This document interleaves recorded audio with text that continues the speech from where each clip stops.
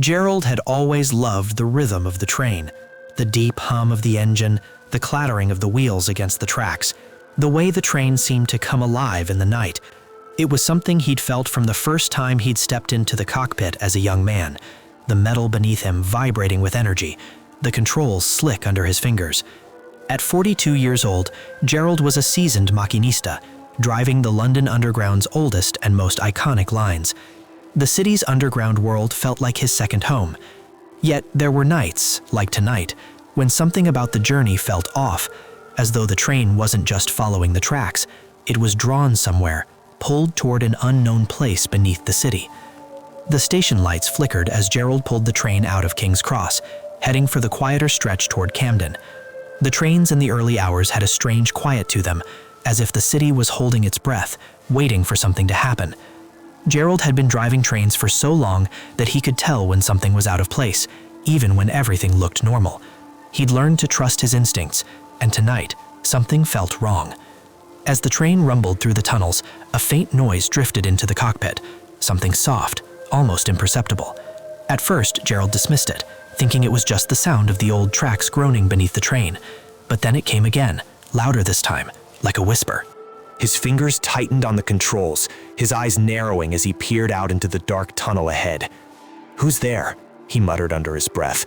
The train should have been empty. The late-night shifts were usually quiet, with few passengers, but tonight felt different. The tunnel stretched out in front of him, dark and unyielding, and the whispering noise seemed to follow the train, echoing off the walls, growing louder with each passing second. If you're still here with me, subscribe. There are things beneath the tracks that shouldn't be seen. Gerald's heart skipped a beat as the lights flickered again, casting fleeting shadows across the walls of the tunnel. His eyes snapped to the rearview mirror, expecting to see nothing but empty space. But there, just at the edge of his vision, was something. A figure, standing in the dark, barely visible in the dim light. He blinked, trying to clear his vision, but when he looked again, it was gone. "Just the lights playing tricks on me," he muttered, trying to steady his breathing. The figure wasn't real. It couldn't be. The underground tunnels were old, and sometimes the lights played strange tricks, but Gerald's mind kept returning to the figure, the way it had stood still, watching. As the train reached Camden, the noise came again, this time louder, sharper, more insistent. Gerald slammed the brakes, bringing the train to a screeching halt, just as they entered the station. The lights flickered one last time before they went out completely, plunging the station into darkness. He sat there in the silence, his breath quick and shallow, staring into the dark tunnel ahead. What had he seen? What was out there, just beyond the light? Gerald wasn't afraid of the dark, not normally. He had spent countless hours driving through these tunnels, but tonight felt different. The shadows felt deeper, colder, as though something was hiding just out of sight, waiting for the right moment to reveal itself. He glanced over at the train's control panel, noticing the flickering indicator lights. The train was running fine, but the air felt thicker now, as if it were heavier with the weight of something unspoken. A chill ran down his spine as the sound of footsteps echoed down the platform, slow, deliberate, as though someone was walking toward him. Gerald's hand went to the emergency brake lever, but before he could pull it, the doors to the train slammed shut on their own. He was trapped. And then the voice came again, clearer this time, no longer a whisper, but a low, drawn-out murmur. "You shouldn't have stopped." The hair on the back of his neck stood up. Gerald's fingers froze on the controls as he turned his head slowly, looking out the front window of the train. There, standing in the dark tunnel, was the figure again, no longer a shadow, but fully formed now. A man, pale, gaunt, his face obscured by the darkness. His hands hung limply at his sides as he stepped toward the train, his movements slow and deliberate, as if he had all the time in the world. And then the figure spoke again, its voice echoing through the empty station. "It's not your stop, Gerald. Not yet. The tunnels of London hold more than trains. What else has been hiding in the dark beneath your feet?" Gerald sat motionless in the dim glow of the train's dashboard, the hum of the engine now strangely hollow in his ears. His fingers tightened on the controls, the sweat dripping down his back despite the cold. He could still hear the footsteps. They had stopped at some point, but the sound echoed in his mind, lingering in the thick silence of the tunnel. The figure, no, it, had vanished into the darkness again, leaving only the fading echo of its footsteps and the unsettling weight of its presence. Gerald glanced at the station clock. It had been 5 minutes since the train had stopped at Camden. 5 minutes of eerie quiet, but something told him that the silence wasn't going to last. It never did. He looked at the monitors. Everything was still running smoothly. The train was fine, but he wasn't. He felt watched, the kind of sensation you get when someone is standing behind you, just within reach, but you can't turn around to face them. A nagging feeling settled deep in his chest, but Gerald tried to push it away. He'd been through worse.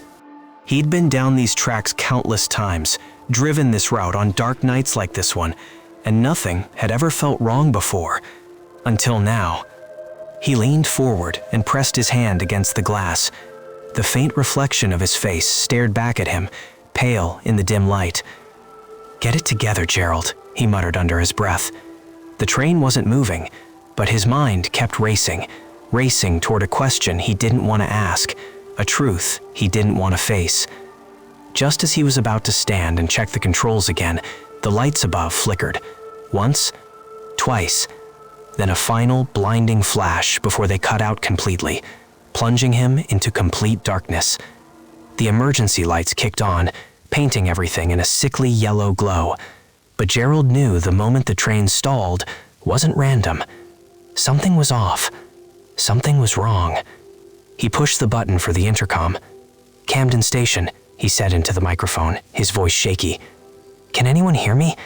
The train has stopped, and there's no sign of—" His words were cut off by the sound of a loud thud, something heavy slamming against the side of the train. Gerald froze, the hairs on the back of his neck standing on end. The thud came again, followed by a scraping sound, slow and deliberate, as though something was dragging itself along the side of the train, scraping against the metal like nails on a chalkboard. He jumped back, his heart racing as he slammed his hand against the intercom button again. "Camden, what's going on?" His voice was louder this time, but no response came, only the scraping sound. Then, silence. Gerald's breath caught in his throat. What the hell was that?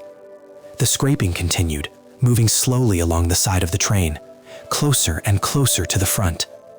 Gerald's eyes darted toward the small window ahead, and that's when he saw it. A dark shape, barely visible, standing in the shadows just beyond the glass. He squinted, leaning forward, trying to focus, but the figure was gone as quickly as it appeared. His fingers shook as he reached for the emergency brake, but something stopped him. He didn't know what. His mind screamed at him to pull it, to stop the train, but his body refused to obey. He was frozen, caught between the rational part of his brain screaming for action and the primal part of him that was telling him to stay still, to wait. The shape appeared again, only this time it wasn't outside the train. It was inside the tunnel, in the reflection on the window. The figure was there, standing in the darkness, its outline shifting as if it were moving closer with each breath he took. Gerald's breath came out in a gasp. "What do you want?" he whispered to himself. The figure stared at him, unmoving, its face shadowed but oddly familiar, like something he should have known. Not a stranger. No. His mind was a blur, his thoughts scrambled. This couldn't be happening. It was just some trick of the light, some hallucination. The lights flickered once more, and this time they stayed off. The train groaned in protest. He could feel the weight of it in his chest, the feeling of the tracks beneath him vibrating with a deep, unnatural hum. Gerald's heartbeat quickened. There was no escape. No one would come. No one could hear him. The station was deserted, the tunnel endless, and whatever was out there, whatever was inside his train, was closing in. His hand hovered over the emergency brake again, but he couldn't move. Instead, he glanced out the window, his eyes darting toward the figure, and that's when he saw it clearly. The shape in the window wasn't just a figure, it was a face. His face. If you want to know the truth, Gerald, there's more than one of us down here. What do you do when the reflection staring back at you isn't your own? Gerald's fingers trembled on the steering controls as the darkness around him seemed to close in. He couldn't explain it, but the air inside the train felt heavier now, suffocating. It was as if something had attached itself to the train, dragging it into the depths of the unknown. The figure outside the window, his own face, lingered in his thoughts, a horrifying reflection that he couldn't shake. It was impossible. He had to be imagining it, right? A trick of the light. A psychological reaction to the isolation of the tunnels. The hours spent alone. But when he looked at the control panel, the flickering lights reflected something else. A shape moving in the shadows of the carriages, shifting with the rhythm of the train. His pulse spiked, and he swiveled in his seat, scanning the empty interior of the train. Nothing. He exhaled slowly, rubbing his eyes, trying to steady his mind. The train was still stationary, the eerie hum of the machinery the only sound in the cabin. A thin sheen of sweat gathered on his forehead, and the quiet seemed almost too loud. Even the station outside remained eerily still. No sounds of commuters, no distant footsteps. The sudden shrill beep of the intercom cut through the silence, making him jump in his seat. Gerald fumbled for the microphone, almost knocking over the coffee cup sitting beside him. "Camden Station?" he asked, voice shaky. "Do you copy?" There was only static in response, just a crackling hum that seemed to echo through the train, bouncing off the walls in a way that didn't make sense. His fingers hovered over the intercom, his mind racing. Why wasn't anyone answering? Why was it so quiet? Suddenly, a muffled sound came through the speakers, faint, distant, like someone dragging a heavy object across the floor. Gerald's heart skipped. He leaned forward, listening intently. The sound came again, this time clearer. Something, or someone, was in the train. His breath hitched in his throat. There were no passengers. The station had been empty. He had checked before starting the journey. With a jolt, the lights flickered and then went out again, plunging him into darkness. Panic seized him, his chest tight with the feeling that something was terribly wrong. He slammed his hand against the emergency brake, but the train didn't stop. It kept moving forward, smoothly, as if some invisible force was guiding it. Then, through the window ahead, he saw it again, the figure, his reflection. But this time, it wasn't scanned to one side. It was inside the train. Standing in the aisle, its face twisted into something grotesque and wrong, yet still eerily familiar. Gerald pasped and jerked backward, pressing himself against the seat.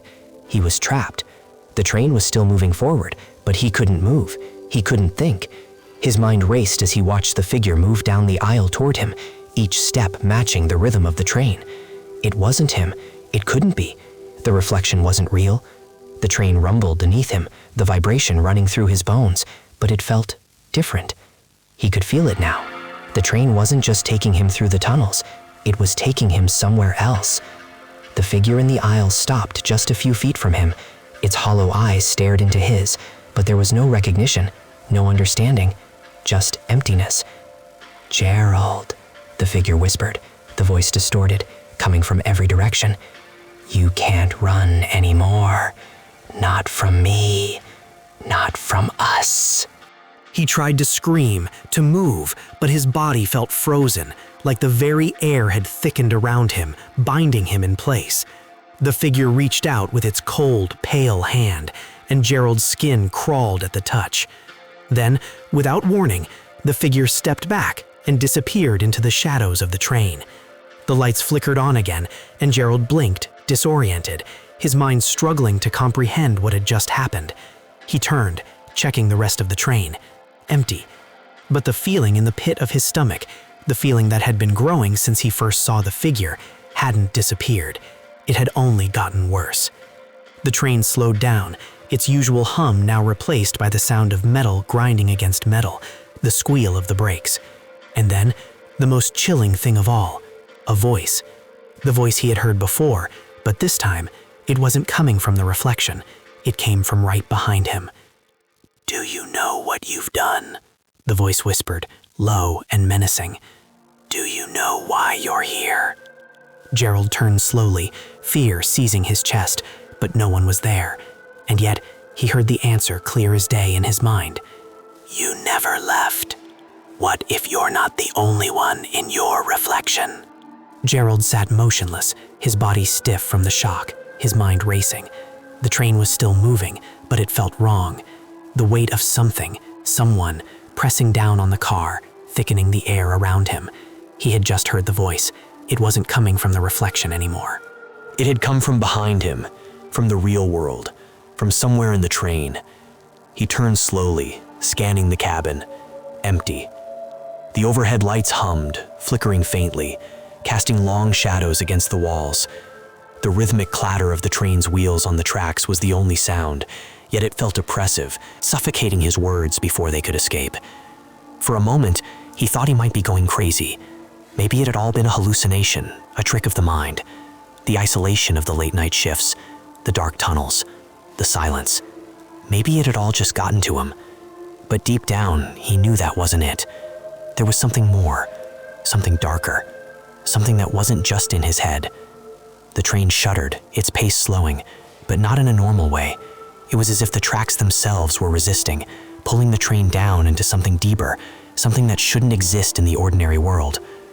Gerald's hand shook as he grabbed the controls, willing the train to stop, but the buttons beneath his fingers felt cold, unresponsive. It was like the train had a will of its own. He tried the emergency brake, but nothing happened. His heart raced as he looked out the front window, staring into the growing darkness of the tunnel. He should have been getting closer to the station by now, but all he saw ahead was the same stretch of track, dark and endless. And then he heard it again, that same whisper, "You never left." He froze. The words echoed through the car, but this time they weren't just in his mind.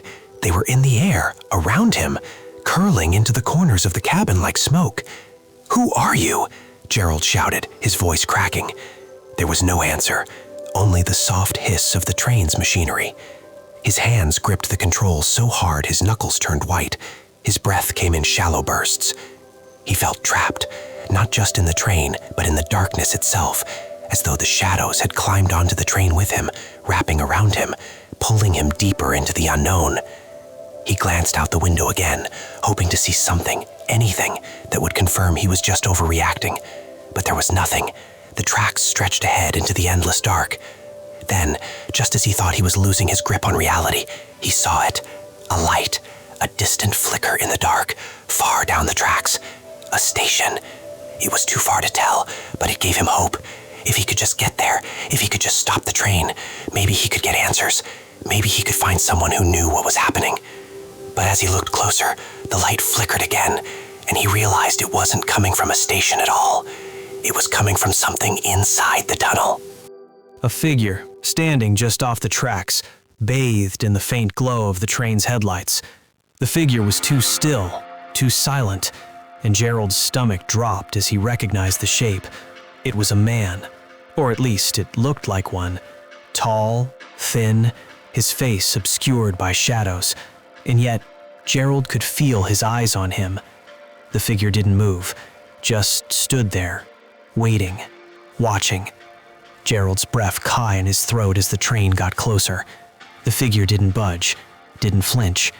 And then, without warning, the figure stepped forward, into the train's path. The train's lights reflected off him, revealing his face, or what should have been his face. There was no expression, no features, only a blank, smooth surface, like the surface of a mirror, a reflection. Gerald slammed his foot onto the brake again, but it was too late. The figure was right there, in front of him, waiting. The train screeched to a halt. A loud, unnatural sound echoed through the car, but it didn't stop. The train didn't move. Gerald felt a wave of nausea wash over him as he realized that the figure hadn't been standing in front of the train at all. It had been standing inside him, inside the reflection. For a moment, Gerald thought he might pass out. His vision blurred as the figure's face stared back at him through the glass. The smooth, featureless reflection was now just inches away. And then, through the glass, The figure whispered, barely audible. "You shouldn't have looked." What happens when the reflection begins to move and you realize it's not just watching you, but following you? Gerald's hands trembled as he stared at the reflection in the window, the figure still standing there, unmoving, just beyond the glass. The smooth, featureless face stared back at him, its blankness more chilling than any face he had ever seen. His breath quickened, his fingers gripping the steering controls tighter, as though he could force the train to move, to leave the station that no longer felt like a place of safety, but a place of dread. The silence of the train was deafening now, louder than the pounding in his head. The train wasn't moving anymore. It wasn't going anywhere. His fingers slid over the controls again, desperately trying to engage the system, but nothing responded. The train was stuck, frozen in time, trapped in a loop between the tunnels and a station that didn't seem to exist. He turned his head slowly, his eyes darting to the rearview mirror, half expecting to see the figure again, standing behind him, closer this time. But the mirror was empty. Nothing, just the reflection of the cabin. He shook his head, trying to push the panic away. He was being irrational. But then the lights flickered, casting shadows that danced across the walls like they were alive. Gerald's breath hitched. He wasn't alone. The figure had to be there, somewhere, watching. The train groaned beneath him, the metal whining in protest, as though it were trying to escape something. The tunnel ahead was pitch black, the only light the faint glow of the train's headlights, cutting through the dark, revealing nothing but endless tracks stretching forward. Gerald gripped the controls again, his knuckles white, pressing the buttons, pulling the levers. It had to move. It had to. And then, just as he was about to give up, something moved. Something in the distance. A flash of light. A figure standing at the edge of the tracks. Gerald's heart skipped a beat. Was it the same figure? No, this was different. This was a person. A real person. He could see the outline of their body against the train's headlights. A silhouette of a man, standing still on the tracks, his face obscured in the shadows. Gerald's hand moved instinctively, grabbing the intercom, his voice coming out in a rush of desperation. "Camden Station, do you copy?" There was no response, only static. He pressed the button again, his voice growing more frantic. "Camden, this is Gerald. I've got a person on the tracks. Are you seeing this?" The intercom crackled, and then, finally, a voice responded. But it wasn't from Camden. It came from the back of the train. Gerald's eyes snapped to the rearview mirror, but there was no figure, no one standing behind him, nothing. But the voice came again, clearer this time, whispering, "You've been here before, Gerald." His blood ran cold. The voice wasn't the same. It wasn't the figure outside. It was closer. It was his voice. "What?" Gerald whispered, staring at the empty cabin. "Who's there?" The lights flickered again, casting the cabin into darkness, and the train shook, jolting violently, as though it were being pulled along by something invisible, something powerful. The whispering voice grew louder, more insistent. "You've been here before," it repeated. "You've always been here." Gerald's heart raced, the words echoing in his mind, pulling him back to that first moment when the train had stopped. The strange figure, the whispers in the tunnels, the way everything felt off. It wasn't just the train that had stopped. It was him. He wasn't just driving the train anymore. He was part of it, trapped in a loop that didn't end, in a place that didn't exist. The train jolted again, but this time it wasn't a normal motion. The entire cabin shook, and the walls warped, stretching outward, as though the entire train was bending under the pressure of something unseen. Gerald's breath caught.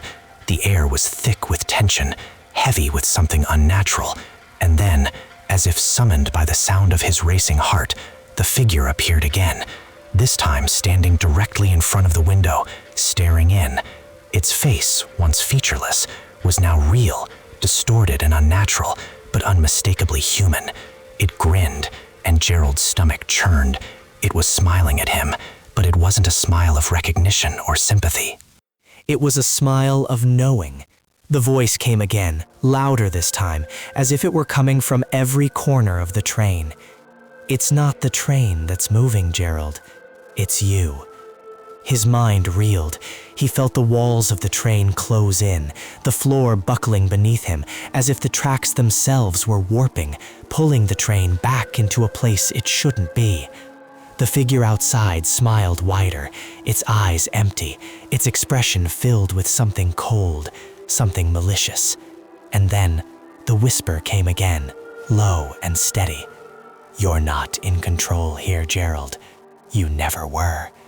The train screeched, a horrifying sound, and Gerald could feel his pulse pounding in his chest.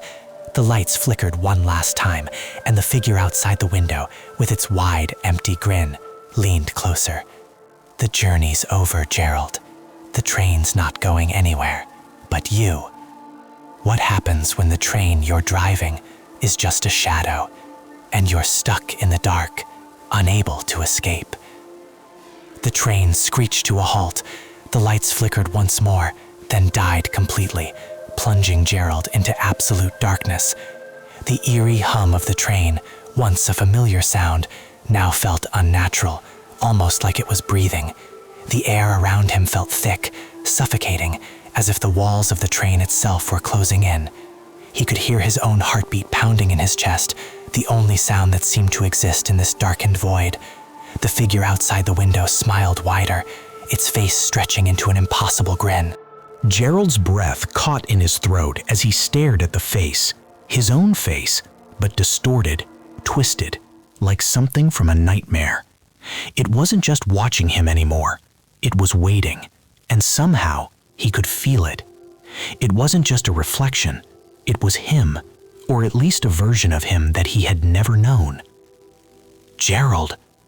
The voice, his voice, echoed through the cabin, but it wasn't coming from the figure. It was coming from everywhere, from the walls, the ceiling, the very train itself. "You can't run anymore." He slammed his hand against the control panel again, trying to get the train moving, but it was no use. The levers wouldn't budge. The train was frozen, and so was he, trapped in this unnatural loop of time and space.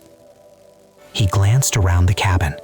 Everything was still, silent, but the oppressive feeling of being watched never left. Then he heard it, the sound of footsteps, slow and deliberate, coming from the back of the train. They were getting closer, each step resonating through the empty carriages like the ticking of a clock counting down the moments until something terrible would happen. The figure outside the window tilted its head, its hollow eyes never leaving him. Gerald turned away, pressing his hands to his temples, trying to block out the sight, but it was impossible. The figure was still there, waiting for him, staring at him, almost like it was waiting for him to make the next move. And then the voice came again, softer now, almost like a whisper. "You knew this would happen, Gerald. You knew the train would never stop. You knew that the moment you stepped into this world, there was no way out." He wanted to scream, but his voice failed him. The sound of the footsteps grew louder, closer, and he felt an overwhelming sense of inevitability. He had been caught. This was the end of the line. The train wasn't going anywhere. It had already taken him to where it needed to. As the figure's hand pressed against the glass, the reflection warped. The distorted face grinned back at him, and the train began to move again. Slowly at first, as though it had been waiting for permission to continue. You never left, Gerald. You're still here, and you always will be. What happens when the train you've been driving leads you straight into the darkness of your own mind?